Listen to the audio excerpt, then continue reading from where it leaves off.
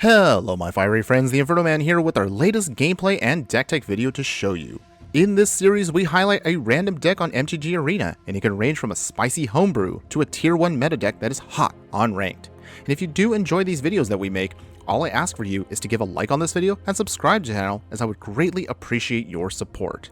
Now, if you like the deck we're playing today, I'll leave a link in the details below so you can give it a spin for yourself on Arena.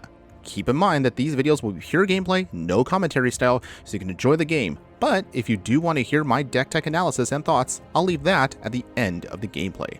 So without further ado, let's take the deck that you see right now and get started.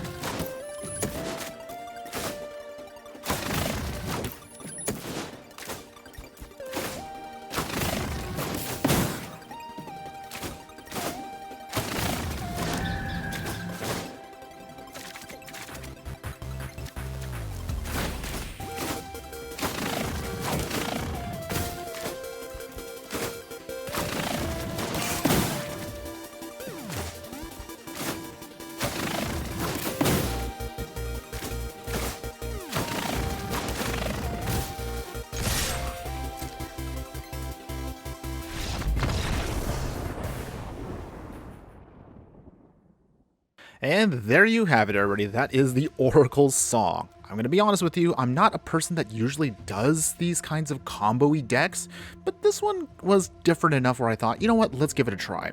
Obviously, for those who have been playing on Arena long enough, you already know how Song of Creation works. So let's talk about how this deck is meant to be played specifically using this card as our mainstay piece. Song of Creation is a 4-mana enchantment of Temur colors, where you may play an additional land on each of your turns. Whenever you cast a spell, you draw 2 cards, and at the beginning of your end step, you discard your hand. So, with this and the combination of a bunch of ideally free artifacts, we're going to try to storm off as quick as possible once we get to enough mana to make this work. The tricky part of, as you saw from this deck, is it can be very clunky if you don't get the song in hand in your opening hand, so don't be afraid to mulligan when you need to. However, the main reason I wanted to also do this deck also was not just because of Song of Creation, but because of an alchemy card that actually did catch my eye. A lot of people talk about this in the early parts of when it was announced, but I honestly was kind of feeling a little meh on it until I found this combo. So with Oracle the Alpha, if you haven't seen what this card does, it's an alchemy card that's a bird wizard for 3 mana, a 2/3 flyer with, when it enters the battlefield, you conjure the power 9 into your library, you then shuffle, and then when Oracle attacks, you scry 1. So for those who are unaware, you can see right here as I'm clicking through, these are the power 9 cards. These are the most powerful cards in all of Magic the Gathering. So as you can see clicking through these are the 9 cards, which are the Moxen. We have Ancestral Recall to draw us 3 cards for 1 mana. That's insane, by the way. We have, of course, Time Walk, to a cheap extra turn spell. We have Time Twister to kind of redraw our whole hand and then get another set of cards, maybe to reset the board. And of course, the infamous Black Lotus itself. We're going to have Song of Creation now. We want to try to untap with it and then cast an Oracle the Alpha and then start the chain going. Once we get those extra cards into the deck, we can hopefully get them out by casting all of our free spells. Our Ornithopters, Mox Ambers, Tormod's Crypts, Chamber Sentry, and Stonecoil Serpents. So these free cards, again, are going to hopefully try to get us to where we want to be, where we can get those Mox in, i.e. the free lands in the form of artifact spells, to then keep churning through our whole deck. But obviously, you're thinking in your mind, well, yeah, that's all good and well, but what's the end game? What's our win cons? We have 3 actual win cons in this deck.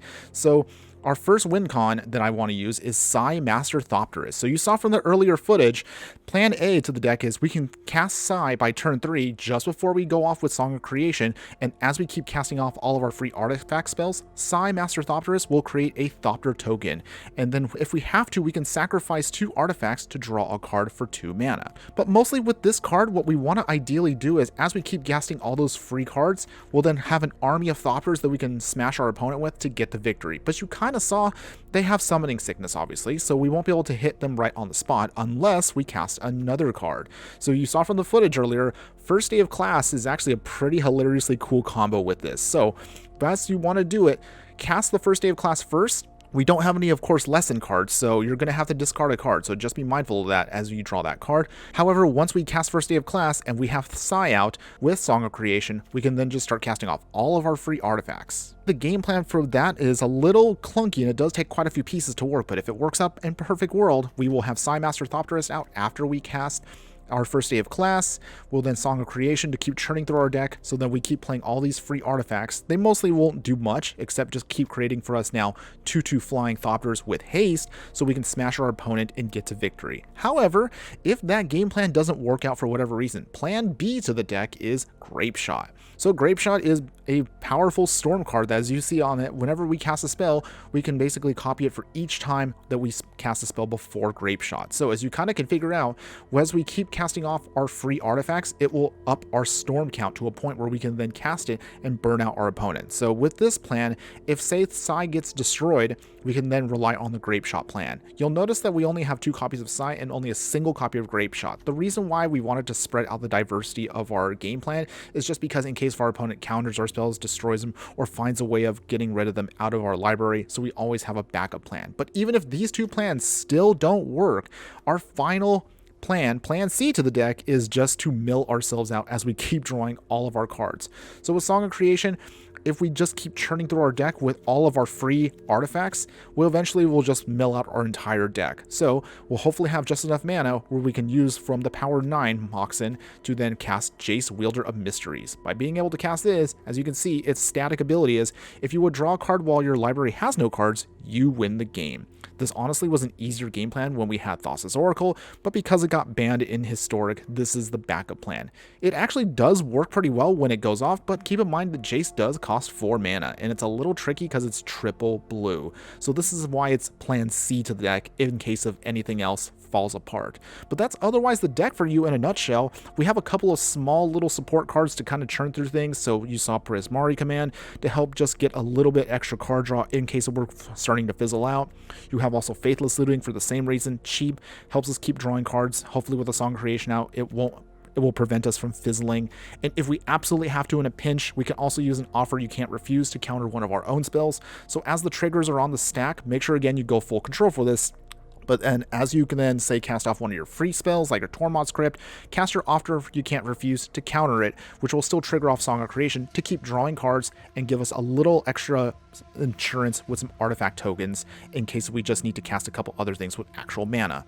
As far as your land base, it's actually pretty small, but we have everything we absolutely need. So we mostly just have shock lands, we have a couple of the buddy lands, and of course a single copy of Buried Ruin. This just helps us return back an artifact card in case of say like we need to reset the process with even just one free spell. So that's just an FYI for you. But otherwise, that's mostly all I have for you. I highly recommend you want to play this in best of 1. Playing this in best of 3 is very risky for one specific reason. The moment your opponent figures out what your game plan is, their main purpose is probably going to either to get rid of your cards with discard, they're going to try to counterspell everything you have to prevent your Song of Creation combo from going off. So the other way, if you really want to try to pull this off, is we actually have another set of backup plans in case of your opponent is trying to get wise to your ideas. So you have also Reckless Fireweaver in the sideboard that we can bring in to then just burn out our opponent versus maybe say the Grape Shot plan. It gives us a little bit more abilities to actually do a beatdown plan, so you can try to pull that in as well. If you want to try to go super big, you can also use Sprite Dragons, which also go very well with synergizing with our artifacts that are non-creature to help make a giant Sprite Dragon to smash our opponent. Same thing, it will most likely die to removal, but that's why you can also bring in a Kazul's Fury with it. So if in case of you have to, you can sacrifice it and at least do a little extra damage just to finish off your opponent. We don't really have that much in terms of spot removal. We're just going to focus on just a Wrath. So Sweltering Suns just deals 3 damage to everything. Mostly hits all the white weenie decks out there, hits most of the elf decks out there and goblin decks that are running low to the ground. If we don't need it, you can cycle it away for 3, hopefully to keep going through our combo. We have a full set of negates to protect the combo if you need to bring those in versus the control decks out there. And another hilarious way that you can also try to combo off and then try to maybe make it into a weird, wacky backup plan is if your opponent is going to try to destroy all your artifacts, maybe you can try to use Rampage of the Clans. So this 4 mana instant can destroy all of our actual Thopters. It can destroy all of our free spells that are on the battlefield and then turn them into green Centaur creature tokens that hopefully, if we can get to that next turn, can smash our opponent and also provide another backup win condition. Of course, don't be surprised if your opponents attempt to just kind of rage quit out of that. They scoop up because the moment they see the combo, most of them will try to just concede on the spot. But for those of you that do want to play this deck, if you again have all the pieces, give it a try before we get to Brothers War. As of the posting of this video, Brothers War actually should be out, so I don't know if actually this is going to be a solid deck to continue playing in Historic, but I had fun with it, and if you have all the pieces, put this together and give this combo a try. I'm sure no matter which way you win, you will not be disappointed. That's all I have for you today. Thanks again for watching, everyone, and just remember that no matter what you do play in the game of life, always be sure to burn bright. Later.